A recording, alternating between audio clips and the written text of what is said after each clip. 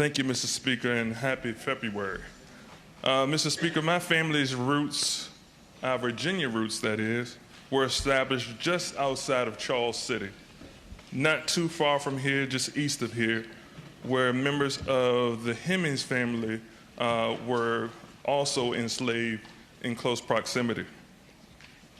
In 1777, the people enslaved by John Pleasant successfully argued their case before the Virginia Court of Appeals.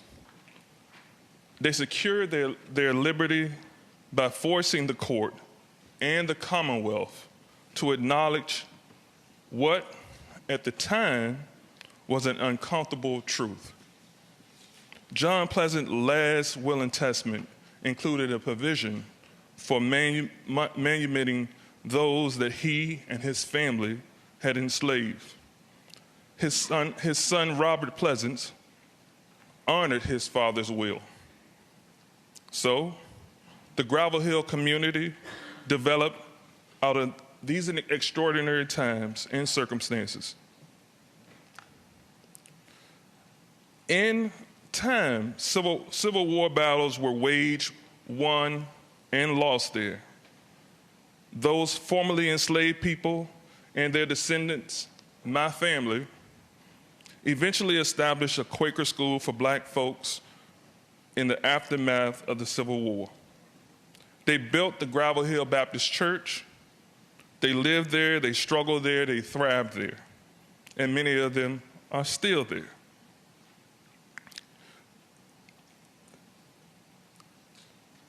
It is complicated. In some ways it's beautiful, in some ways it's uncomfortable.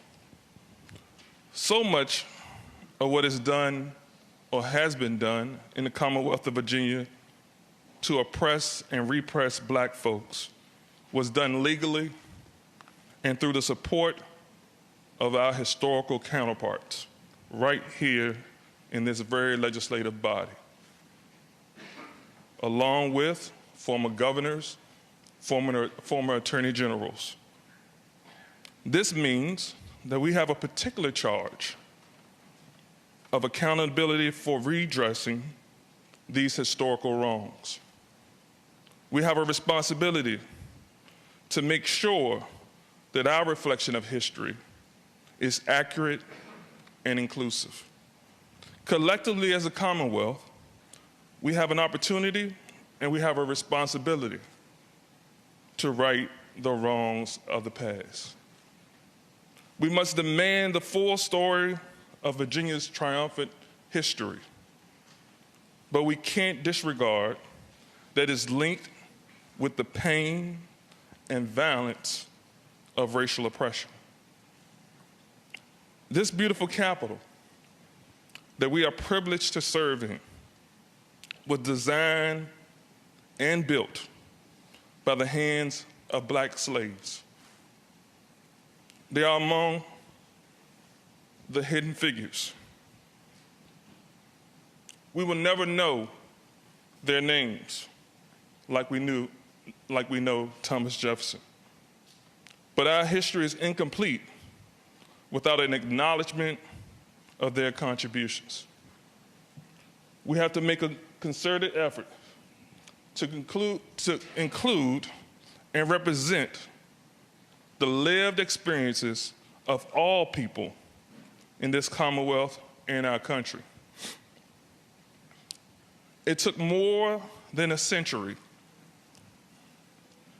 for us to begin to tell the true story of Sally Hemings, the true and full story of Sally Hemings.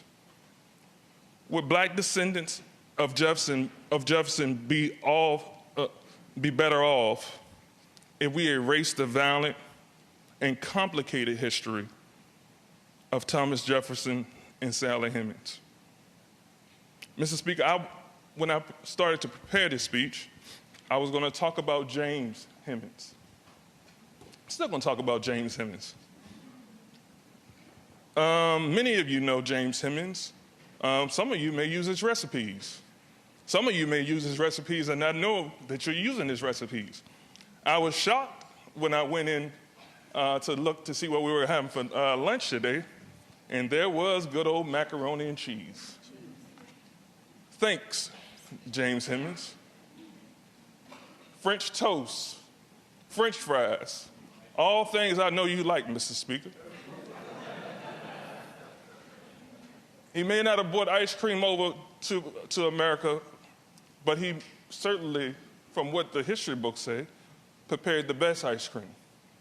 And so while Mr. Hemmings was over in France with TJ, he realized that he could be a free man there, but he had family here. TJ understood the same thing. Mr. Jefferson understood the same thing. So you can read the history books, well, not the Virginia history books, but you can read a history book and find out the true story and how Thomas Jefferson convinced Mr. Hemmings to return back to the Commonwealth of Virginia with him and train his younger brother to now be the head chef for Thomas Jefferson. These stories of our historical contributions to this nation were the inspiration for Carter G. Woodson to work through the Association for the Study of Negro Life and History in order to establish Negro History Week on February 7th.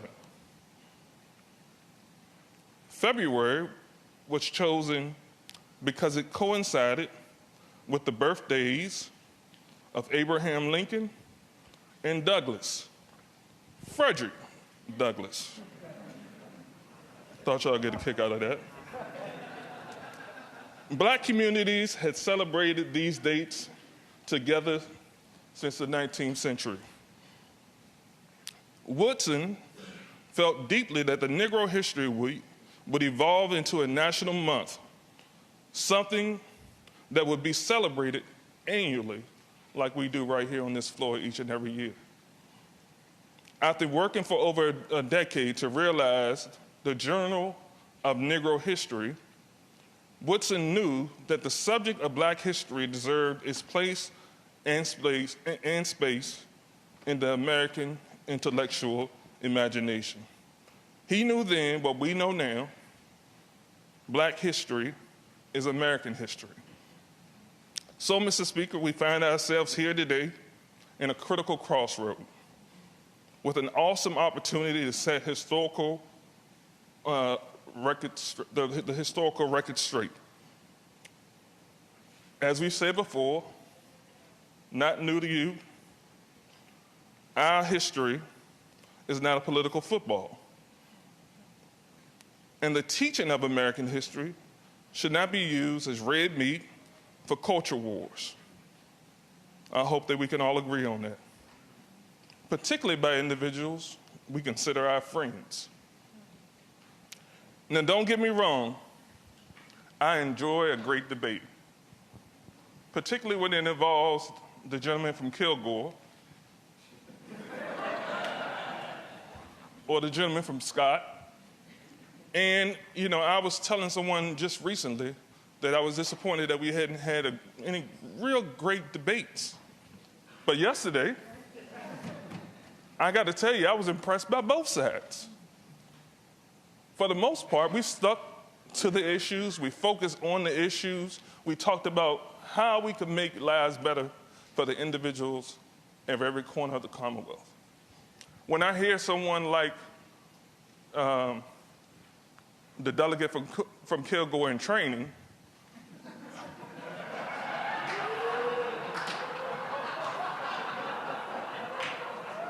speak about how we can make lives better for individuals in Southwest, I lean up a little bit, my ears perk up a little bit, because oftentimes when we make lives better for the individuals in Southwest, it makes it better for the lives of people in Newport News. So we have some space to work together. Mr. Speaker, we can be the adults in the room. Right now, what we're doing here in Richmond is spilling over in our schools all across the Commonwealth. We can work collectively on legislation that prepares our public schools to teach our children our history, and with everyone at the table. This can be done in a way that honors our Commonwealth's full and complicated history through age-appropriate instruction.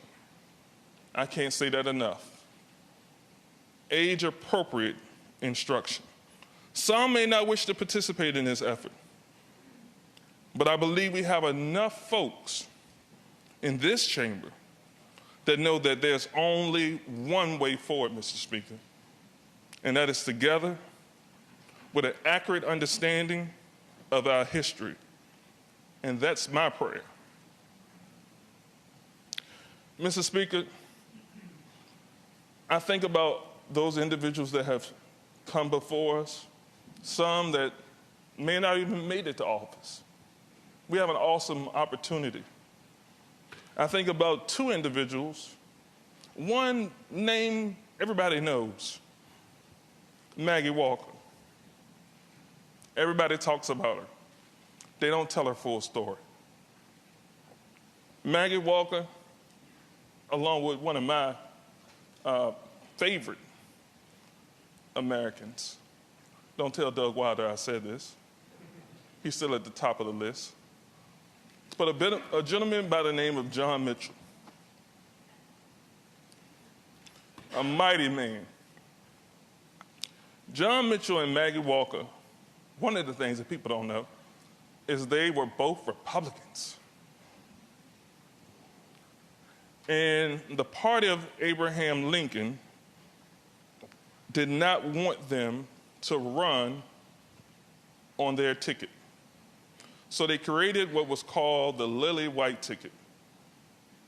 So these two interested individuals created the Lily Black ticket. One ran for superintendent of public education, and one ran for governor. Mr. Speaker, we have an opportunity again. We have an opportunity to upset the trajectory, live up to their legacies, upgrade our efforts, uplift our scholars, our parents, and our teachers. Let's update our history books. Let's get this done together. And I look forward to the speeches from both sides of the aisle as we celebrate Black History Month right here in this chamber. But I also look forward to us working together to put forth legislation that speaks to all the things I just spoke about, but also speaks to the spirit of these individuals that I just spoke about. Thank you, Mr. Speaker.